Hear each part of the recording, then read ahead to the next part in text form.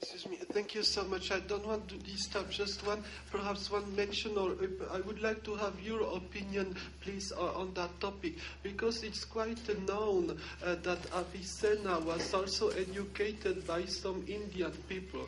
Indian? Yeah, from Indian. And the question of being is, I would say, the main obsession of Indian philosophy at that time, not even before. No, he's not Indian at all. He's a very discursive philosopher. He was an Ismaili, yes. That is, his father was an Ismaili. He said that in our childhood, there were Ismailis and propagandists, and they discussed about this thing, about Aql and Nafs. That was influential, but not Indian philosophy. You cannot find a person like Avicenna in Indian philosophy at all, in discursivity, and even in the West. See, discursive philosophy. But he wanted, discursive that is logical. Writing about 10, 15 books on logic, very pure logic, which you can transform into modern logic, into mathematical logic. See, very, very precise. You'll never find. Because if Indians had a person, have a person like in discursive like Avicenna, you never have. He was not influenced. But of course there were connections, of course. But no. Discursive, logical, very rigorous philosopher, you never find. You cannot mention a person like that in India. If India doesn't itself have how it could produce Avicenna. You see, we say in Persian proverb, ذات نایافته از هستی بخش کی تواند که سود. An essence which has no existence, how it can give existence itself. It has no discursive philosophy in this sense. So how can it produce Avicenna? We go next. So this concept of Oriental philosophy is developed later. What is keeping discursive philosophy is very important. A philosopher should be logical. Should have logic, otherwise it's not. What is the difference between a Sufi, and a Sufi also reaches many things, but it doesn't have a discursive and logical thinking. A philosopher always should have logical thinking like Avicenna. We call it discursive philosophy. If it doesn't have discursive, he is either, let's say, a theologian, dogmatic theologian, or a Sufi or something like that. This discursive philosophy is what distinguishes a philosopher from a Sufi, a mutakallim. It's very important. So he's the founder of a new type of philosophy which is called Oriental philosophy, and it is attacked by Ghazali and others, and continued by Sohrawardi and Mullah Sadr and others. All right? Now we come to Ghazali. Ghazali is a very, very complicated figure. Both has harmed philosophy and contributed to philosophy. When you're facing Ghazali, you do not know what to do with him, because you have so many good things and so many bad things together. Very good. I'm just beware. You see, as a student of philosophy, I'm a scholar. I'm not concerned, because nowadays we have to think again. They said they were very great for themselves. What we should do now is to analyze them as they should be analyzed, and get good things from them and live. Because Quran says, for them is what they had, they acquired, and for you is what you have acquired.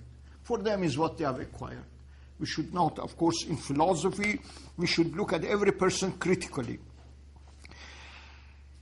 Now, he's a very, very now that great figure, but he was against philosophy, see, and philosophers.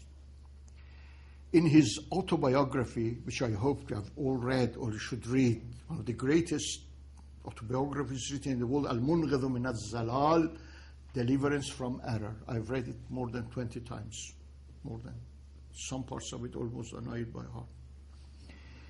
It's a very great book. It's like Confessions of Augustine, or let's say very, very good, great historical works. He said that early in his life he was overtaken by doubt. Was overtaken by doubt, like Augustine. So that he got sick and he stayed in bed for some months. Out of doubt, he was sick.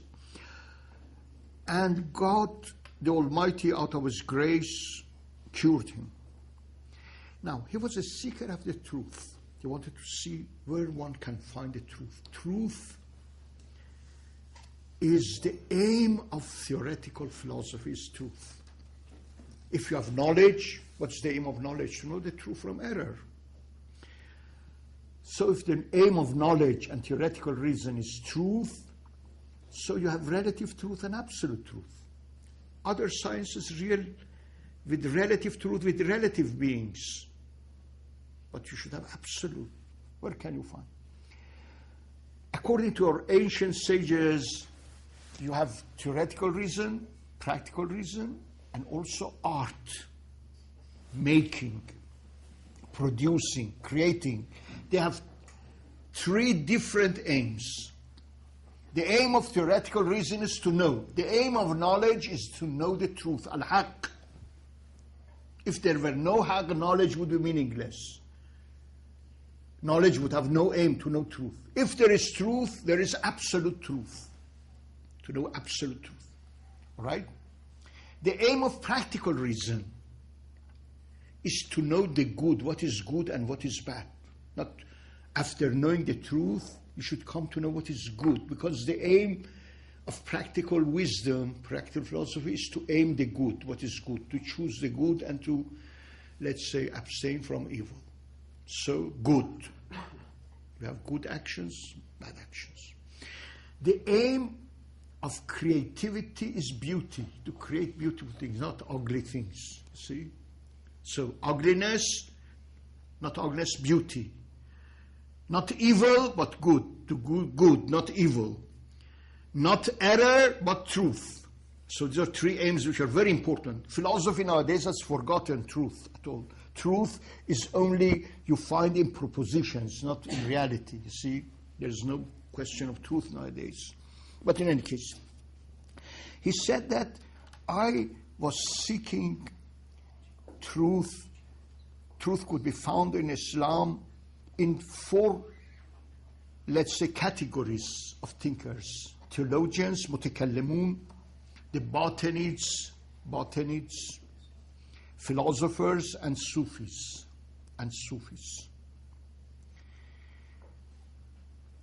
Then, mutakallimun, he says they're not people of truth. Kalam is necessary according to him, because the aim of kalam is to defend religion.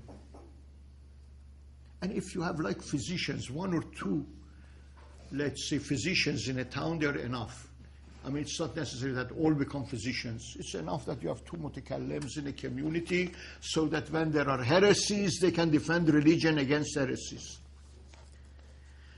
So it is not necessary to everyone to learn that. I mean, existence, because the theologians at Kalam in Islamic philosophy is just to defend religion against heresies.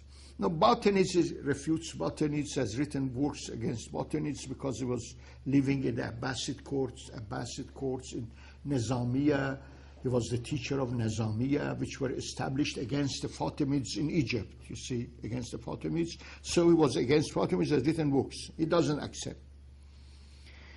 As to philosophers are three kinds, according to him. And he refutes all three kinds of philosophers. They are either Dahriyun, they do not believe in God, they believe in Dahr. Dahr is eternity. The world existed from eternity. It doesn't need a creator, and the world existed from eternity to post-eternity. So you do not need an author of the universe. He refutes. And these categories you find today too, among philosophers, Dahriyun, people who are atheists, who do not believe. Again, I mean, what he has attacked, you find in present currents of philosophy, you find most of them are Dahri. They do not believe. Dahriyun. الَّذِينَ جَهَدُوا صَانِعَ الْمُدَبِّرِ. They denied, refute the existence of the creator and author of the universe. They do not. The second category are tabi'iyun, the naturalists. They believe, of course, in God. They think that there is God, they believe, but they do not believe in hereafter.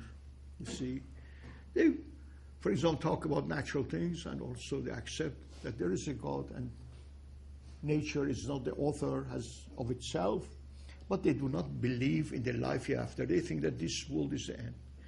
And you have many people who are naturalists today, even if they believe in a God, but because believe in the hereafter. The third category as ilahiyun are the divine philosophers, like Plato. He calls them divine ilahiyun, divine philosophers.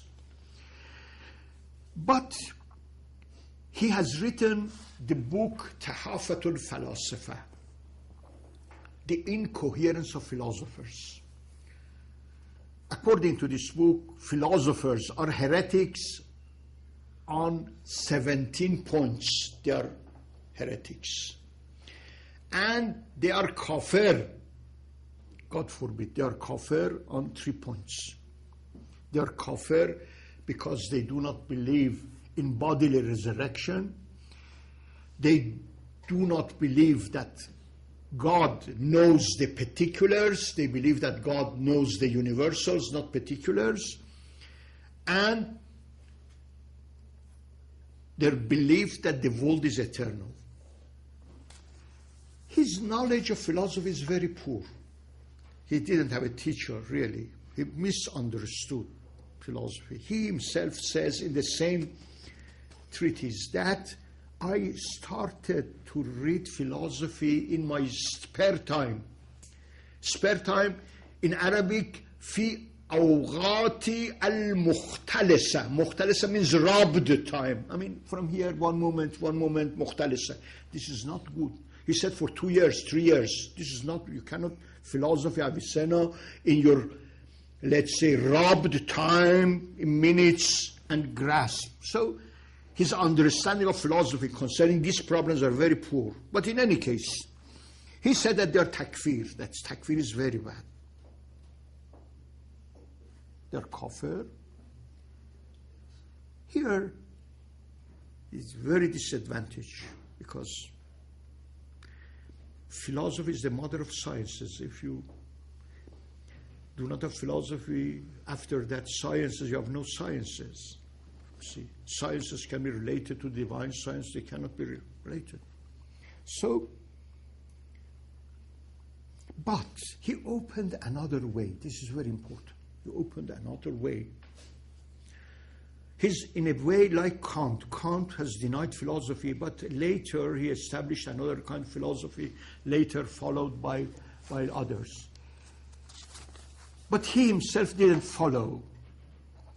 His influence has been very great in Islam. He was able to banish philosophy and sciences from the Islamic world. You see, you never have philosophy in the Islamic world due to the influence of Ghazali. We'll talk a little, elaborate on this point later. Now, but he opened a new horizon, very new horizon. He didn't finish it. He just showed the way without being able to expand. And that is Sufism. You see, Sufism. He said that you can only find truth in Sufism. They have true knowledge, not philosophers. Why? Because in philosophy, to know something, all right, according to peripatetic, Avicennian, and all discursive philosophers, to know something is to know it through its cause, all right? Through its cause, through its reason. A geometrician, for example, a geometer, proves that the inside angles of a triangle are two right angles. He proves it. He gives reason, causes. When you give cause or the reason, the proposition becomes universal and necessary. When you have proved something to its cause, it becomes a priori. It becomes necessary. It becomes universal, all right? This is true in geometry and all sciences. But Ghazali says that this is true, but it's not enough. This is not enough. All right? It's not enough. You have a higher type of knowledge. Higher type of knowledge. For example, a physician knows the causes of drunkenness. When you are intoxicated, he knows that there are vapors ascending to the brain and confusing the brain, confounding the brain. This is one kind of knowledge, but another better kind of knowledge is to get drunk, to drink wine. All right? While he's drunk, he doesn't know any cause. He doesn't know any cause. He doesn't know any effect. But he's really drunk. And this is knowledge of drunkenness, not the knowledge of the physician. This is symbol, you see, this symbol. Of course, neither Ghazali had drunk, but in any case. Pardon? He says that there is a superior kind of knowledge, which he calls knowing by tasting. Knowing by tasting. Ilmul azwaq. It's ilm. Sapiential knowledge. Sapere means to taste. Sapiential knowledge. Knowledge by tasting. Now, you have heard about this book of William James, Varieties of Philosophical Experience, all right? Have you heard this book? It's very well known. This book was the Gifford Lectures. For 2 years, he delivered the lectures in Edinburgh for 2 years and made it a book. This book is based on Ghazali's statement. You see, he mentions Ghazali quite extensively. He had read Ghazali through a French translation. And he mentions this point of drinking. And in the earlier editions of the book, in the summary of the book, he starts with this. In the summary of the book, he says, Ghazali says, he quotes Ghazali, he quotes this one, that if you are not drunken, you do not know. So, but there is a difference between Ghazali and William James. William James was a pragmatist, all right? For him, it is not knowledge, it's personal and individual knowledge, all right? It's a personal, it's experience. Experience is a personal. My experience belongs to me, your experience. It's not knowledge. But Ghazali doesn't call it experience, it's called ilm, knowledge. Knowledge is superior type of knowledge. Knowledge by tasting. And these are Sufis alone. And he praises Sufis very much. Very much. He has a very long discussion of Sufism, the nature. And they are the people of true knowledge. So he injected a new type of knowledge into the mainstream. But something very wrong with Ghazali is that he abandoned and banned discursive knowledge which is necessary for us everyday life, you see. Now, the great achievement of Islamic philosophy, very great achievement of Islamic philosophy, I mean from Avicenna down to the present, down to the Mullah Sadra, is to unify different degrees of knowledge, different degrees of wisdom, all right? Not to cut away, but because you have different kinds. It started with Avicenna by his Oriental philosophy. He was himself a very, very great discursive philosopher, but he saw that it is not enough. He went toward a sort of, his Oriental philosophy, almost a sort of philosophy by tasting. You see? Because he has thoughts about Sufism. You see? Sufism. But what Sohrawardi, Ghazali did, he banned one of them, which we need it in daily life. I mean, discursivity in daily life, in sciences, you need discursivity. You cannot cut it away. And you cannot live alone by that knowledge. It is only for a few, not for everybody, you see. Sufi knowledge is only for a few who are able of that knowledge, not are not able. There should be very few. It's not, cannot make it common.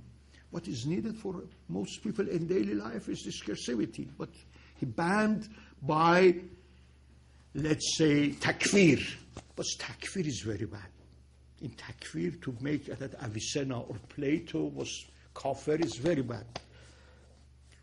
Plato was a very, very great divan, much greater than Ghazali himself. I should teach you a course on Plato to see how great was Plato.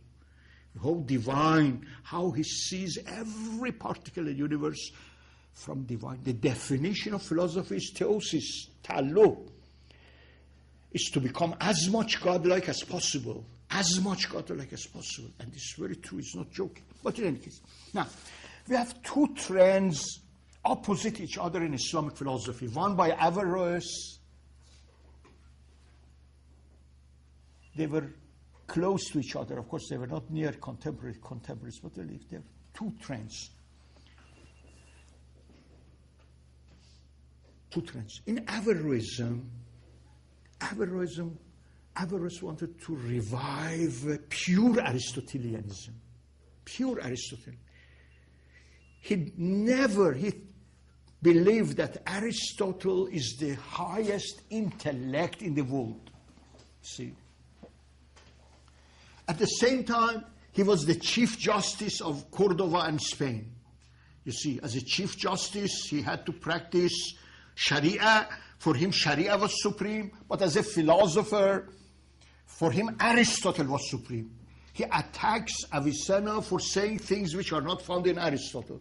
Anything, because Avicenna was not bound to Aristotle. So anything which are not found, he said that, no, this is not something.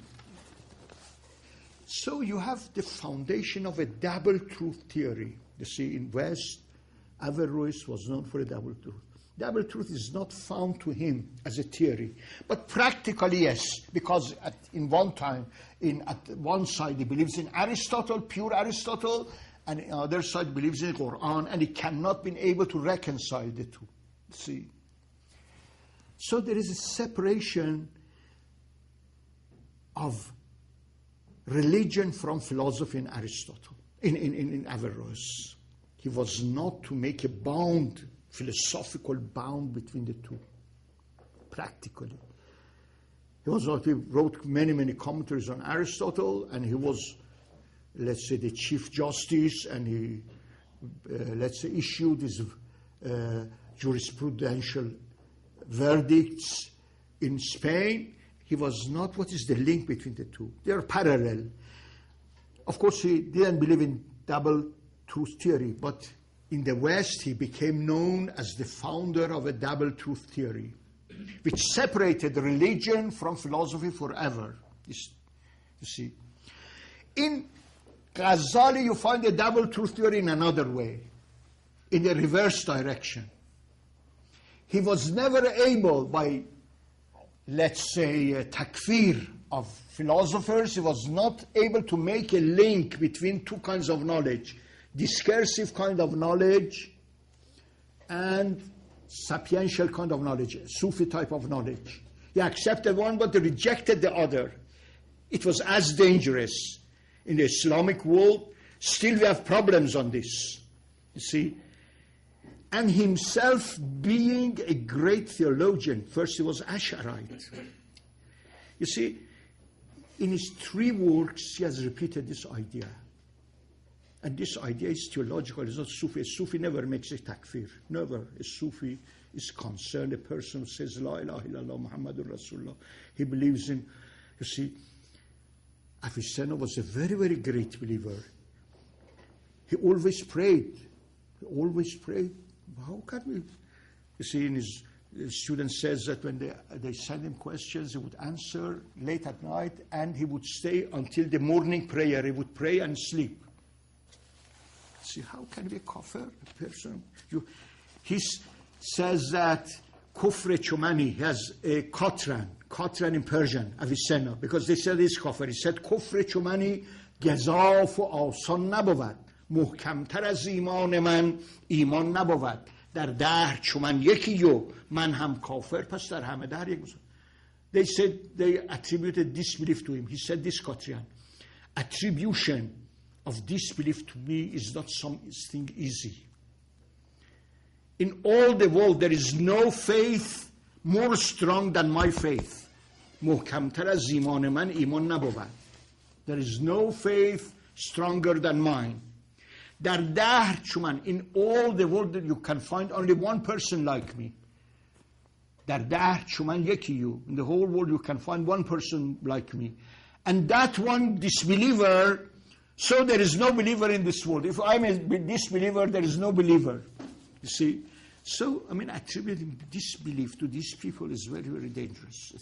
We are suffering from it until now, the Muslim world. Even if he was a very, very great man in other respects. He repeated this in 3 of his books. The book which he wrote in his early life, middle life, and the end of life. I mean, it's not something he wrote in the early life. Tahafut was written in his middle life. Faisal al-Tafraqa bayn al-Islam wa Zandaqa, early life. And this book, Al-Munqizu min al-Zalal, wrote 4 years before his death. So this is a common theme in his whole. In any case, there was a separation between religion and philosophy and hikmah, both in Ghazali and in another way in a philosopher like Averroes. Averroes, they were not able. The opposite things happened in Iran, a unity of all levels of knowledge. You see, was started by Sohrawardi. Strangely enough, you should read this book. He has a book, a treatise, a very, very good treatise. We do not read, unfortunately, this called Mishkatul Anwar by Ghazali. He, without knowing, he is the founder of a philosophy of light, basing himself on all the verses of the Quran and tradition of the Prophet concerning light. That knowledge is light, Prophet is light, Quran is light. Let's say you have different physical light, spiritual light. God is light. Allahu nuru samawati wal ars. He have given us a new definition of it. It's very good. But unfortunately, he was not able to make it into a metaphysical system. You see? But this was done by Sohrawardi. Sohrawardi is the founder of metaphysics of light. All right? Metaphysics of light. All right? You should read this Mishkatul Anwar, Niche of Lights. We have been translated in English and in languages. Very, very good. At least you get acquainted with all the verses of the Quran concerning light and their interpretation. And all, because the word Nur is mentioned many, many times regarding God, knowledge, faith, prophet, and also in traditions. Their made traditional light has made a metaphysics, but he didn't use it. Sohrawardi is the founder of a metaphysics of light. You see, there is separation between religion and philosophy, both in Averroes and in Ghazali in different ways, which you mentioned. There is unity between them in Sohrawardi. Quran introduces itself as